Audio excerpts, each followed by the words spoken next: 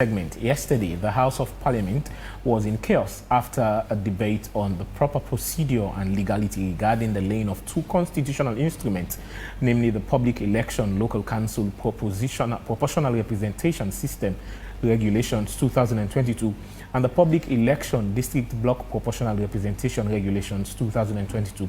The first ended up in a fistful scoff, and the main opposition was thrown out of the well of Parliament by OSD police officers after SO 43 sub 2 was invoked. Our man Samuel Tony Sawyer was there and he filed in this report.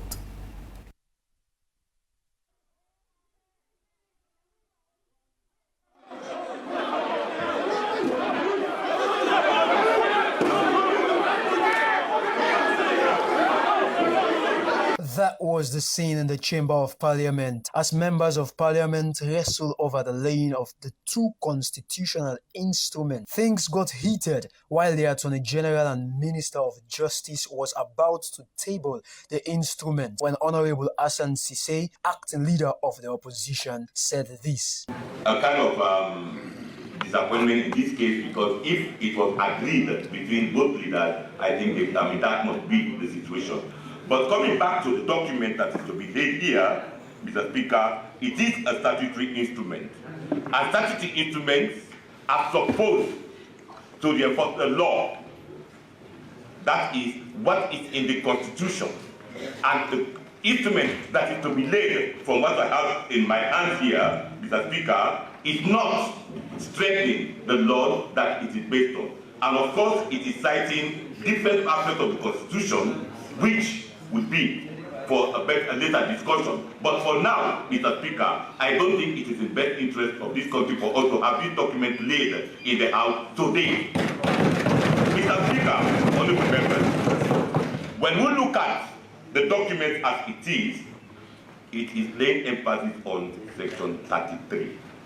However, the leader of government business, Honorable Matthew Newma, quoted Section 33, Section 171 and Section 56 of the Constitution and encouraged members of the opposition to follow due procedures even if they are aggrieved. Mr. Speaker, honorable member, let me read the provision of Section 33 and I will take my time to read one after the other. Functions of the Electoral Commission. Section 33. Subject to the provisions of the Constitution, the Electoral Commission shall be responsible for the conduct and supervision of the registration of votes for voters for and of all public elections and referenda, and for that purpose shall have power to make regulations by statutory instruments for the registrations of voters. Mr. Speaker, honorable colleagues, I verify my colleagues to Section 171 of the Public Elections Act. Because, you know, this is just a lane. There are procedures if you want to challenge the instruments. There are different procedures. It's not strange to us when it comes to. After a very heated debate, the Speaker of Parliament, Dr. Abbas Bundu, insisted that the proceedings should continue. This, however, was not pleasing to the opposition bench as the call for a reschedule of the said item on the other paper. They are seeking to amend the Constitution again. And since that is the case, as I say, it is my humble view that these papers are not properly before us and they must not be released. Like that, Mr. Speaker. Let us, Mr. Speaker, proceed. Mr. Speaker, you are bound to leave it for me. Speaker, let us depart on this. The heat went on, and the House was forced to stand down for up to an hour as a result of heavy riots between members of Parliament. Elections, local government, Proportional Representation Act, Regulation 2022.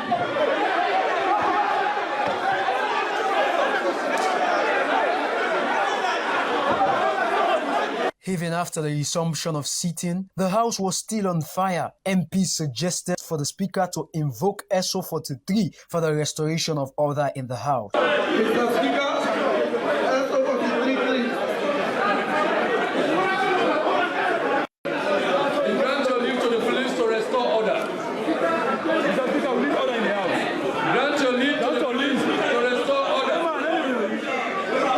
As the heat becomes hotter, the clerk of parliament, under the instruction of the speaker, ordered the Sierra Leone police first to remove the opposition out of the well, which was forcefully done.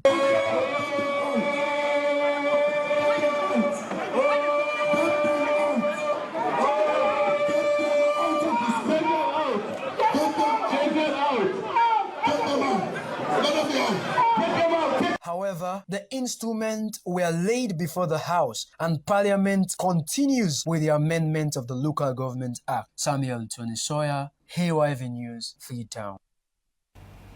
So this morning, to further discuss on this issue, we have in the studio Honorable Indolo Gival from the ruling Sierra Leone People's Party and Honorable Sir Charles from the Coalition for Change Party. Of course, we're also expecting a representative from the All People's Congress Party to join the conversation, and also we are expecting to have Abdul Fatoma, the Chief Executive Officer, Campaign for Human Rights and Development International, CADI. Honorables, you're welcome to the program. Thank you. Honorable Indolo, I will not want to start with you. Let me start with Honorable Charles. Off the top, is the C4C in favor of this constitutional instruments being laid in Parliament? Well, it depends on whom you have the conversation with from the C4C. And one thing that is very appalling about the current state of C4C that I don't seek pleasure talking about is the internal wrangling and of course the ongoing litigation of our party. But prior to this time, we've made our position very clear about the proportional representation since the public elections bill was introduced in Parliament, and we've gone right around the country. We've sounded the opinion of our people, and as the people's representative, one thing that came out clear is that a good number of our people are not in favor of the proportional representation, right? But for the position of C4C, you can clearly see it in the consortium of progressive political parties, COP for short, and as a political party that is a member of that body, our position has been very clear that it's not timely for us to have proportional representation, and that the reasons proffered by the government for the reintroduction of proportional representation are not substantial enough for us to go back to that system. We see it as a system that disenfranchises our people to a very large extent, as a system that we believe doesn't strengthen our democracy, because democracy should be a system in which the people will have a say directly as to how they should be governed, as to how they should be represented. But under proportional representation, we see that that privilege enjoyed by the people to directly determine who should represent them will be taken away from them and surrendered to political parties. Under PR, it is the political parties that will have the sole right to determine who comes to Parliament, right? Directly, in as much as the people will also determine, but their determination of who represents them is not direct, it's indirect. They are going to vote in through the political parties. They are not going to vote in directly for their representative as in the current system, right? Under PR, the people are only going to vote for the political parties. And at the end, it's the political parties that will determine who comes to Parliament. So in other words, it's a system that is good for us, the politicians, right? But it's not good for the people. So at the end of the day, if it's good for the politicians, why are especially opposition parliamentary members against it being laid in Parliament? Well, you see, some of us are not only concerned about ourselves, right? We are concerned about the people of this nation. And we also have a concern about the survival of our democracy. We want to see that our democracy is enriched to the extent that the people will be at liberty to participate in every democratic affairs of our nation going forward. That is why we are saying we stand with the people. right? Otherwise, we'll just stand with our political parties. I have now known that under PR, it's not the people again that have a say directly. It is my political party. I will not even be, the system takes away the issue of accountability to the people. Now you're only accountable to your political party. You are only answerable to your political party, because at the end of the day, it is your political party that will determine, under the current system, whether your political party gives you symbol or not. You are at liberty to go there. You stand as an independent member, and you'll be voted in if your people likes you. So if you are loved by your people. Quickly, before I go over to Honorable, is it a question of legality or is it a question of political moral? I'm looking at the fact that, because one can't argue that as per Section 37, as amended by the 1991 Constitution, it's legal for the president, in consultation with the commissioner, to choose which type system or voting system to go into. So what is the question here, or what is the concern here? Is it the legality or is it the moral behind the legality? It's about legality, it's about politics, okay? I'll put moral aside, okay? Now, the legality here is that, yes, it is in our constitution, right? It is clearly there, but the conditions that could prompt the introduction of proportional representation are not available under the current circumstance. That is the question. And when it was introduced in 1996 and in 2001, it was through consensus. It was agreed then by the political parties in existence, and the prevailing circumstances then were not favorable enough. The country was not well covered geographically due to the war. You know, the country was not accessible as such. So the Electoral Commission then, with the president, decided to resort to that system. But now we have constituencies. They will come with an argument saying, no, with the contentious midterm census, those constituencies have been annulled. That's the argument they will come with. Okay, let's take it for argument's sake.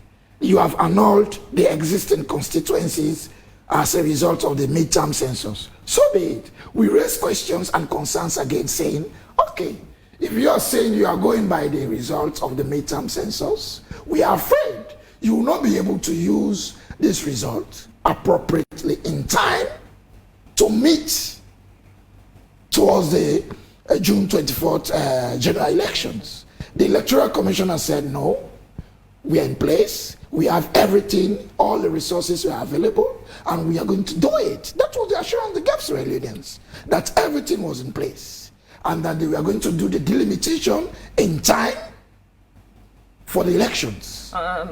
Honorable, you rightfully mentioned that this might be good for you, but I'm not sure it is good for the citizens. Now, let me ask this question: what exactly is the well of Parliament turning our democracy into?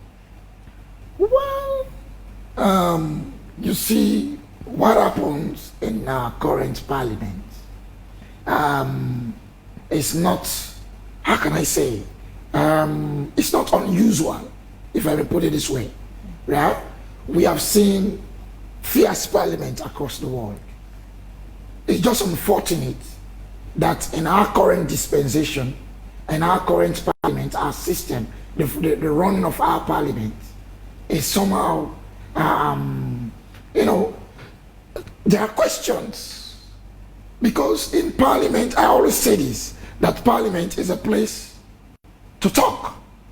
It derived from the word parler, it's a French word, means to speak. There we are there to speak on behalf of our people. If a situation arises wherein members of parliament feel their right to speak on behalf of their people have been trampled upon, so things can happen. However, the incident, yesterday's incident, is unfortunate, and as a member of parliament, I take responsibility because I'm part of that parliament. And that is not what the public expect of us. as Parliament. Thousands of people have entrusted their affairs in our hands to represent them there, to speak on their behalf. And if we must do that, we must do that in the most responsible manner. It's unfortunate that, yesterday's sitting resulted to what we are seeing today on the news and the social media. Is unfortunate. We expect members of Parliament, no matter how frustrated we are, to exercise some amount of constraints with handling our emotions, right? But going forward, we believe that the government and the leadership of Parliament should be thinking of continuous dialogue. Yes, normally they say majority will always have their way, but the minority must also have their side. That is clear. Let's bring in Honorable Givao. Let me first ask you about the behavior of the people we consider honorables. I mean, many described the incident yesterday as dishonorable. What's your take on this, particularly when there were, throwing of blows and a lot more? Motherly invectives. Yes. What's your take on it? Thank you. The word dishonorable is the right diction used on all of those members of Parliament who decided to be hooligans in the well of Parliament yesterday. All of those who were involved in fist fights, those members of Parliament, the right diction to describe them is dishonorable members. And I want to make this clear. The Constitution of Sierra Leone makes sufficient provision for what we call contempt of Parliament. What they did yesterday was clear-cut contempt of Parliament, and I will read it for them. Maybe there are members of Parliament who are not of faith of their Constitution. It says, any act or omission which obstructs, impedes Parliament in the performance of its functions, or which obstructs or impedes any member or officer thereof in the discharge of his duties, or affronts the dignity of Parliament, or which tends either directly or indirectly to produce such a result, shall be a contempt of Parliament. If you go to section 96, it says, where an act or omission which constitutes contempt of Parliament is an offense under the criminal law, the exercise by Parliament of...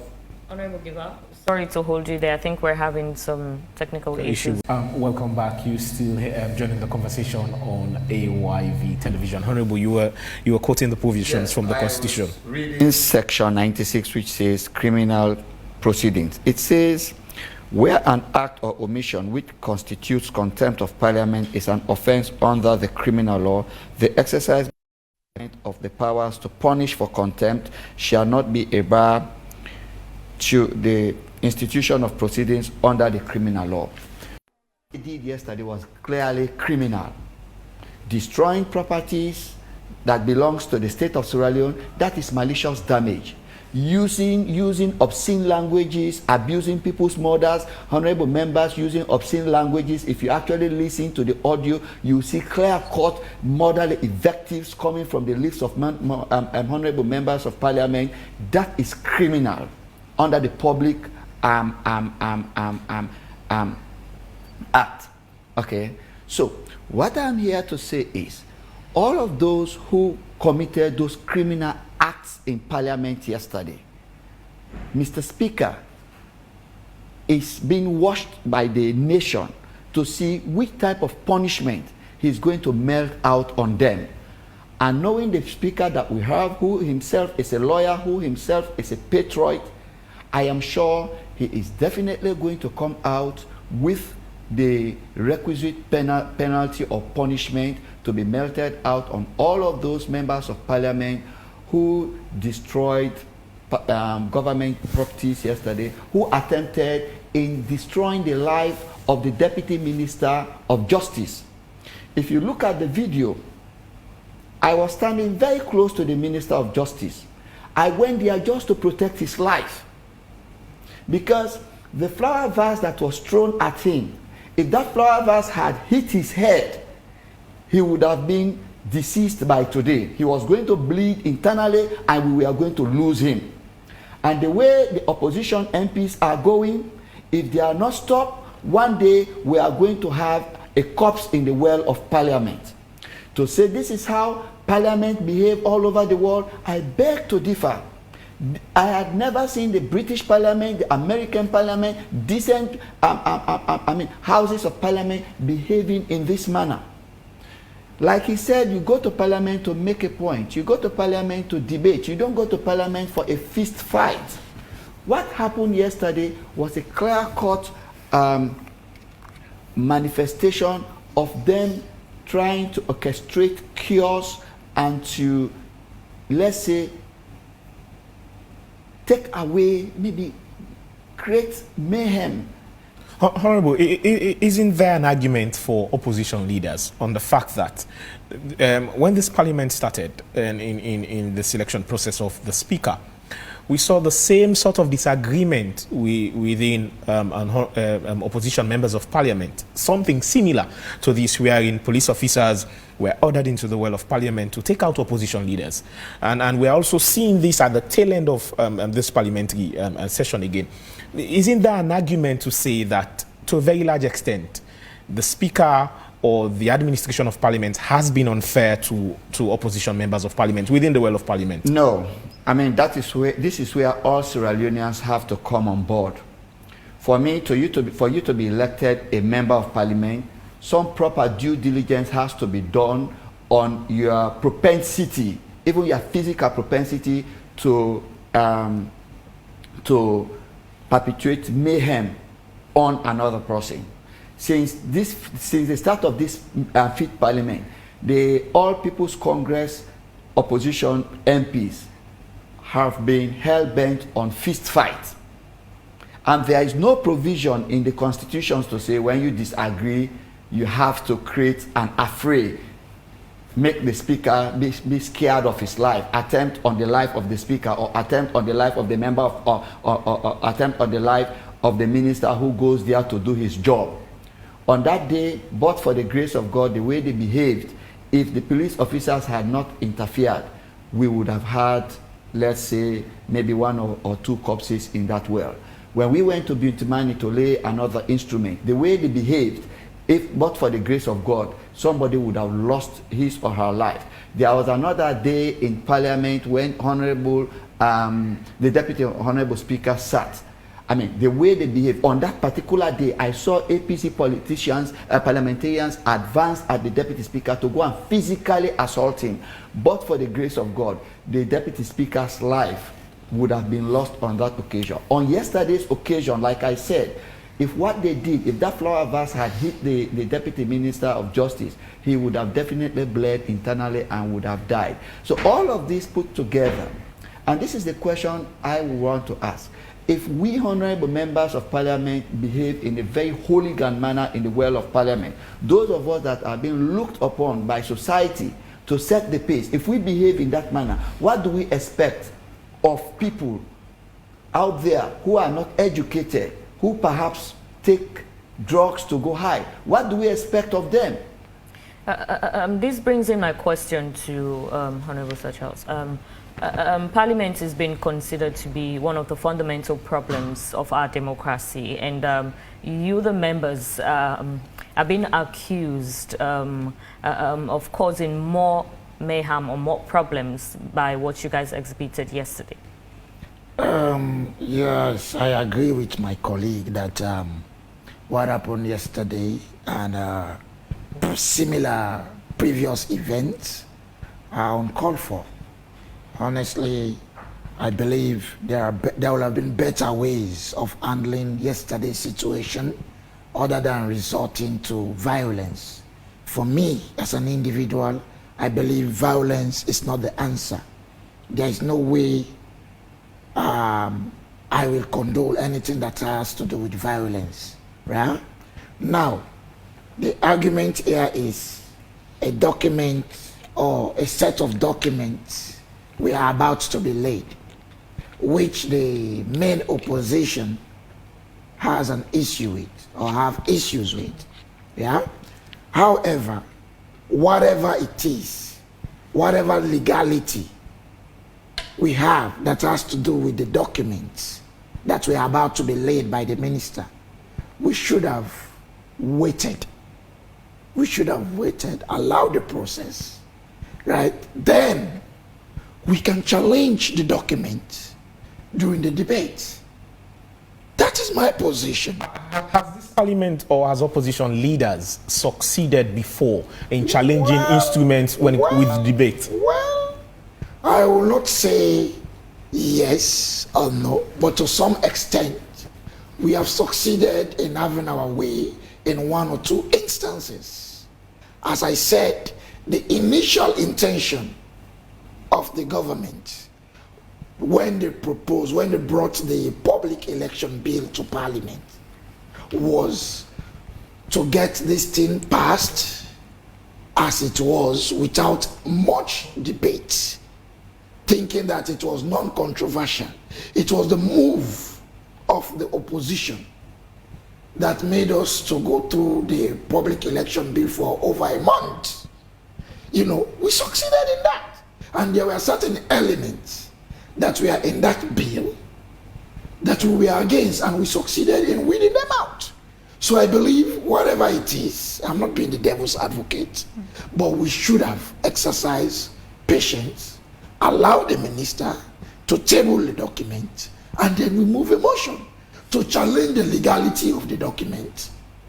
And even the document itself, there are provisions for us to do that. I believe that would have been better. Now as it is, whatever justification the main opposition have will no longer be seen by the masses. All that we'll see now is the main opposition has brought parliament to disrepute, you know, people using all sorts of adjectives to describe the current parliament. As I said earlier, we are part of it. There is no way we can take ourselves, we can dissociate ourselves. But what really transpired? What really transpired? What brought about the fight? That's what we are saying. That is as a result of disagreements. The opposition thought that their points that they advanced, the argument they advanced earlier, before the laying of the paper, was not adhered to. You understand? They were saying that the documents that we are about to be laid, we are not in the proper manner through which they were supposed to be laid, and that these documents we are seeking to affect something in the constitution. You understand? When you talk about the local council elections, that they are saying now should be proportional representation. When you go to section 38, the much talked about section 38, it doesn't have local council election. They are saying, yeah, 38 has proportional representation, district block system, yes, it's clear. But there is nothing there about local council election. But they are relying on 32. That talks about, I mean, they are relying on 33 that talks about the function of the Electoral Commission. That they can come into it, they can come into regulations for the conduct of all public elections in the country. Yeah? And it is there.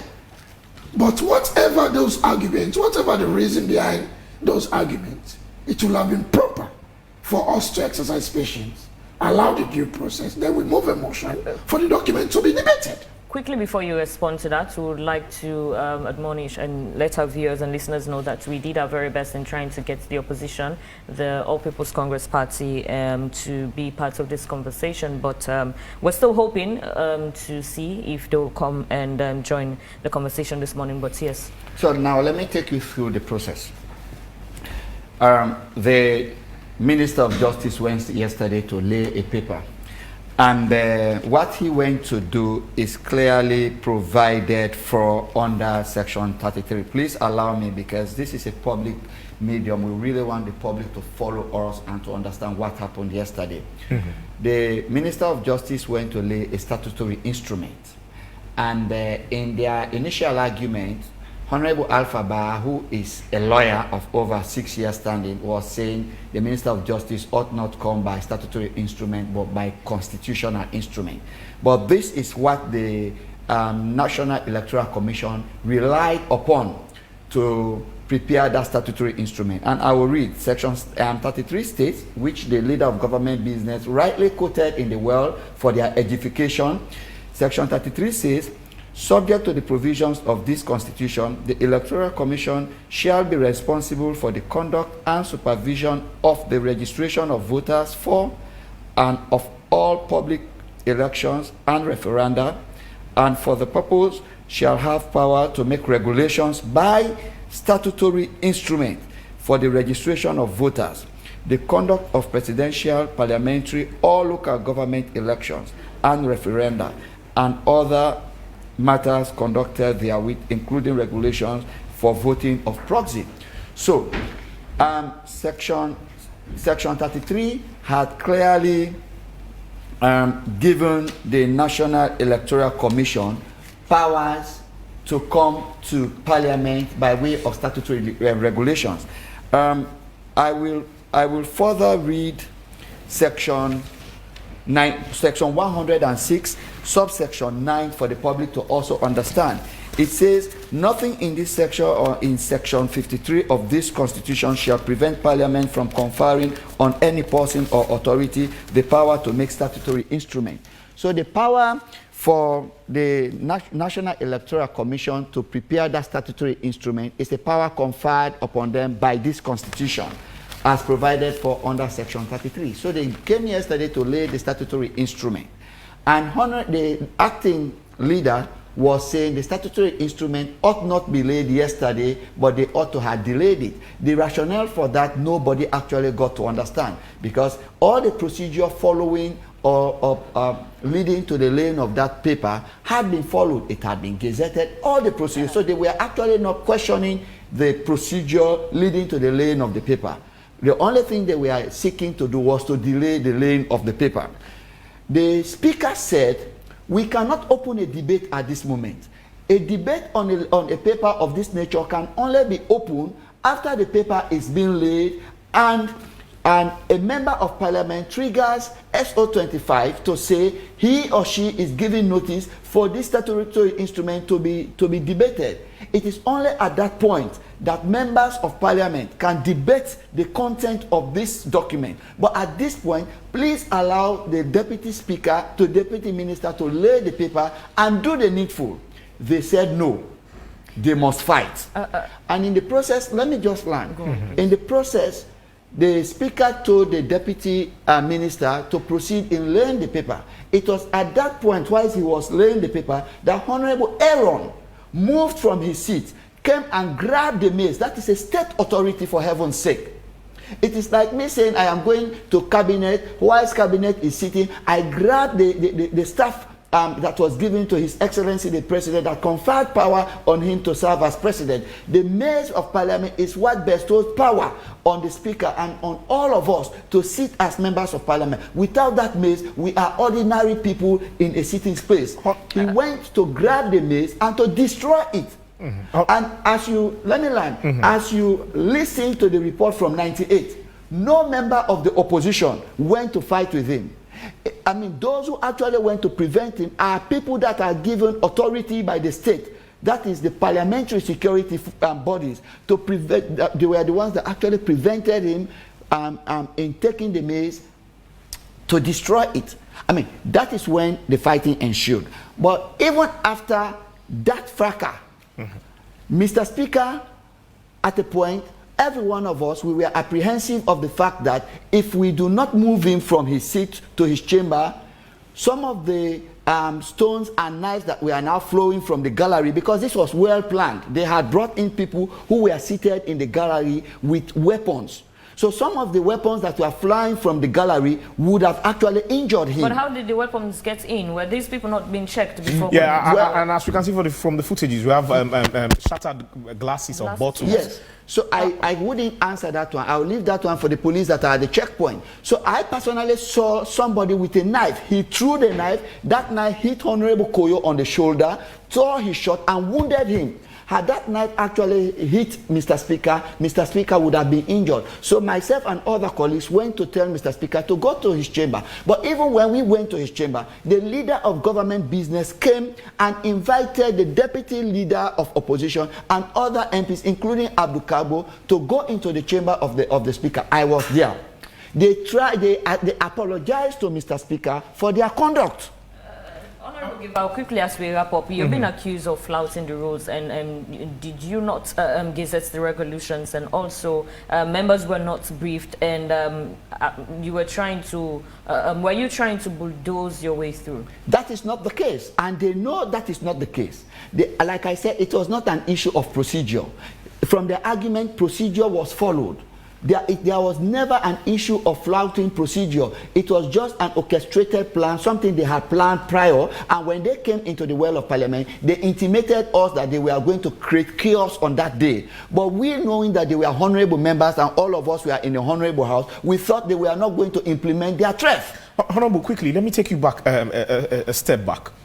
Why is the government so eager to push this instrument or to push for proportional representation when there is already a data from the midterm census that will inform us into going into constituency delimitation? Why is the government so keen to push on for proportional representation? And benching on the argument of the opposition that the requirement for proportional representation to be feasible are not available. What would you say to that? So the question that I'll ask any Sierra Leonean that is asking this question is, one, is proportional representation part of the laws of Sierra Leone? Yes. Is it rooted in the constitution? Yes. I mean, has the president or the government done anything illegal or unconstitutional? No. And I will read section 38 again, 38A again. You see, the problem with us in Sierra Leone, people go to do a duty or perform a function. Their very function they don't know. And I will say, a good number of members of parliament of this particular parliament never knew of section 38.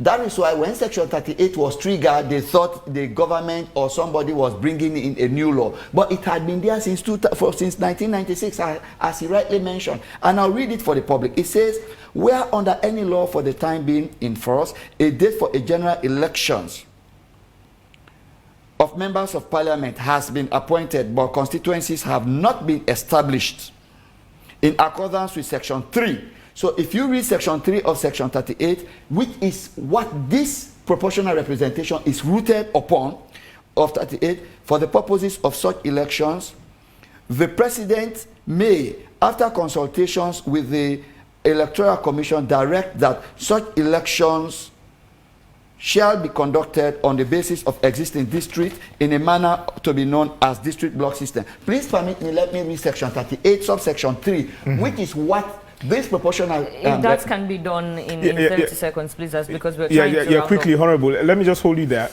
Let's bring in Ransford McLean quickly for a spot on. Honorable Givao, this fight is clearly for the elections. I mean, political interests above the nations, and how do we go about combating, or coming out from this political web that the country is currently trapped in? The way forward is for the opposition, All People's Congress, to allow constitutional processes to go on. Like I have said, nothing had been done that is unconstitutional. They keep blocking every step taken by this government to implement constitutional provisions in the bid for us to have a peaceful, free and fair elections come 2023. As long as they allow due process, constitutional process to proceed, then we'll come out of this. But just in a second, I want members of public to know this so-called hue and cry of parliamentary immunity If you look at our constitution, there is nothing says that if a parliamentarian goes and kill another parliamentarian in parliament, he will not be arrested. Or if you go and destroy somebody's property in parliament or state property in parliament, you will not be investigated. That is why I have read the section. If you commit a criminal offense in parliament, you can be arrested. What we have privilege and immunity against is for the speeches that we make. If I stand in the well of parliament during debate and I say the budget that has been read by the Minister of Finance is not a sound budget, nobody is going to institute an action against me. So we have immunity or privilege against debate, but not immunity against criminal acts perpetrated by us members of parliament in the well of parliament. Quickly, Honorable, as we're closing, I just want to sound your views. It is a pattern, or there's been a pattern, that whenever a constitutional instrument is laid before parliament, 90 to 10, it is going to pass through. With the proportional representation, if it goes through parliament, are you sure to return to parliament next session? Oh, sure. I'll tell you without hesitation, I'm one of the best parliamentarians in Sierra Leone. You go to my constituency, you say you want to go contest against me, it is the people that will run after you. They will tell you, hey, you go wait until he says he's not interested. Right, Honorable Sir, if the constitutional instrument were to go ahead, are you sure to return during the next parliamentary session? Well, it's in the hands of the people, as always. That is why I say to myself and to my colleagues that if you know you believe in yourself and you know that your people loves you, then say no to proportional representation. Let's give the people the power to decide on who represents them and not the political party. Because at the end of the day, under proportional representation, whether you've worked for your people or not, whether you are loved by your people or not, it's not a determinant for you to come back to parliament or not to come to parliament. Your coming to parliament is primarily determined by the choice of your political party. So are you saying all members of parliament who are not in love relationship with their political parties now are at a verge of leaving parliament if this goes through? I tell you, proportional representation is very scary. It's very dangerous. Yeah? Because it only favors those who have the blessing or sympathy of the hierarchy of their political parties. That's the truth. It's game on. Movies. Let's play. Series. Let's play.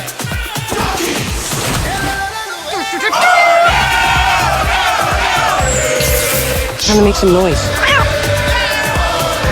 This was real. Real. I'm very thirsty. I love it. With so much to look forward to, you don't have to be a football fan to get excited. So stay connected to DSTV. Under the cloak of their political party to come to parliament. Let's face the ballots, let's face our people, and let our people decide. However, when it comes to the instrument that has now been laid in parliament, I will assure you we are going to debate it, and I will assure you if only the leadership of parliament gives the leverage to members of parliament to debate it and decide on it independently without fear of favor, we will kick it out. But one thing they will not do, knowing the current setup, they will not allow secret ballots. Because they know if they allow secret ballots, the very SLPP members of parliament that are shouting today for PR, they will vote against it. But they will not do it. And since they will not do it, that has been the fear. If you hear people fighting, crying, saying, oh, if we allow this thing to be laid, it will be very difficult for us to have the truth to kick it. Even though we are short of having it, but the process through which we can have it will not be allowed because they will not allow secret voting. I read a very senior lawyer saying when PR document goes, members of parliament should kick against it. The government has to produce 2/3 majority. He just got it. It is not the ruling party that will have to provide or produce 2/3 majority. I said you just got it. So you just got it. Where we are now, if we are going to debate it, we are ready to debate it. We are ready to debate it, and we are waiting for them to come and defeat us. And I will tell you this, they will never, ever defeat the ruling government bench on a bill like this. But just quickly, this so-called PR system, he was saying about representative democracy. If you really read government, before now, we had direct and indirect democracy. Direct, in the Athenian times, everybody stand behind your supporter and they count you. I mean, indirect, you either go through first past the post system or district block system. For me, it's a very fair system. And my colleague here knows this hue and cry that people will not vote for you directly. If you go putting somebody unpopular on a district list, definitely the people will repel against them and they will vote for the other party that brings in people that are favorable to them. So it's one of the best democratic systems that we have seen. And just quickly, I'm sure, looking at your age, I'm sure you were still around in 2002, 96 and 2002. And I'm sure you never saw parliament fighting. You never saw Honorable Momo Puje of blessed memory and others who were President Ernest by Koroma and others who were in parliament then fighting. I am sure through the PR system, we are going to get better and matured heads in parliament that will represent this country. Thank you very much, Honorable. I'm afraid we do not have enough time. This is why we have to end today's edition of Wake Up Sierra Leone.